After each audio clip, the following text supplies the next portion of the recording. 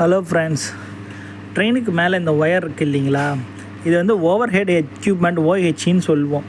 இதில் வந்து பார்த்தீங்கன்னா ஒரு single phase AC supply feed ஆகிருக்கும். அது வந்து இந்த ஒயரோட கீழ்ப்பகுதியில் வந்து மெயினாக ஓடணும்.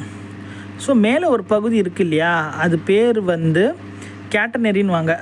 ஏன்னா கீழே இருக்கிற ஒயர் வந்து கிராவிட்டினால் அப்படியே சி கலர் ஷேப்பு இல்லை யூ ஷேப்பு மாதிரி அப்படியே வந்து தொங்கிடக்கூடாதுன்றதுக்காக மேலே வந்து கேட்டனரி ஒயர் யூஸ் பண்ணுவாங்க. ஸோ மேலே இருக்கிற கேட்டனரி ஒயர் வந்து பெண்டாய் ரேஸ் ஆகும். அது வெயிட்டு கொடுத்துருப்பாங்க. அதனால் ஸ்ட்ரைட்டாக இழுத்து கட்டப்படுறதெல்லாம் அதில் ஹோல் லைனுமே ஸ்ட்ரைட்டாக இருக்குது.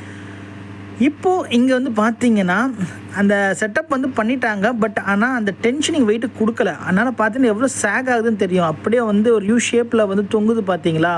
ஸோ இதுக்காக தான் நம்ம வந்து வெயிட்டு போடுறோம். இதை பற்றி நான் ஒரு ஷார்ட்ஸ் கூட கொடுத்துருக்குறேன். அந்த வெயிட் வந்து எவ்வளோ டெம்பரேச்சருக்கு வந்து எவ்வளோ வந்து எக்ஸ்பேண்ட் ஆகி நமக்கு வந்து அப் அண்ட் டவுன் மூவ் ஆகுறது வந்து நம்ம பார்க்கலாம். ஸோ இந்த பொசிஷனிங் வந்து இப்போது நடுவில் வந்து புதுசாக எலக்ட்ரிசிட்டி வந்து பண்ணிகிட்ருக்காங்க. ஸோ இங்கே வந்து அந்த ஆட்டோ டென்ஷனிங் கொடுக்கல. அதனால ஒயர்ஸ்லாம் வந்து சேக் ஆகுது.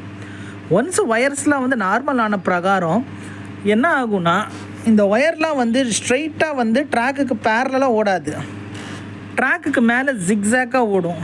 ஏன் ஜிக்ஸாக்காக ஓடுதுன்னு பார்த்தீங்கன்னா, இன்ஜின் மேலே இருக்கு இல்லையா பேண்டோகிராஃபு, அதுக்கு மேலே கார்பன் பிளேடு இருக்கும். அது வந்து கரண்ட்டை கலெக்ட் பண்ணும். ஸோ இது வந்து ஸ்ட்ரைட்டாக இருந்துச்சுன்னா அந்த கார்பன் பிளேடில் ஒரு இடம் மட்டும்தான் தேயும்.